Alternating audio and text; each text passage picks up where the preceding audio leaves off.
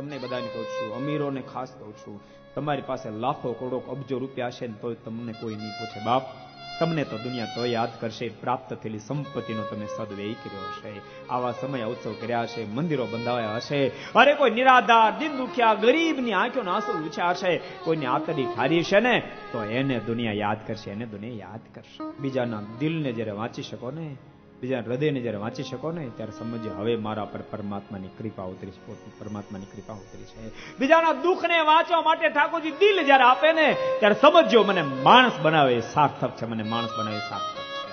બધાને કહું છું દિલ રાખજો, દિલની જગ્યાએ પથરા નહીં ગોઠવી દેતા, બાપ પથરા નહીં ગોઠવી દેતા. સાચું કહું છું, દિલ સાથે જીવશો તો મજા આવશે.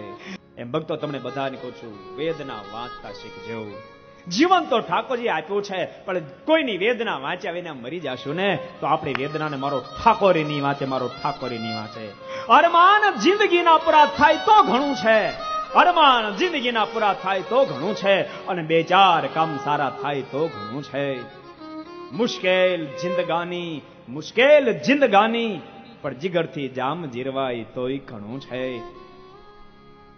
લવલેશ મોતનો ડર મુજને નહીં સતાવે, લવલેશ મોતનો ડર મુજને નહીં સતાવે, પરંતુ કોઈ મહેફિલમાં ખોટ મારી વર્તાય તોય ઘણું છે.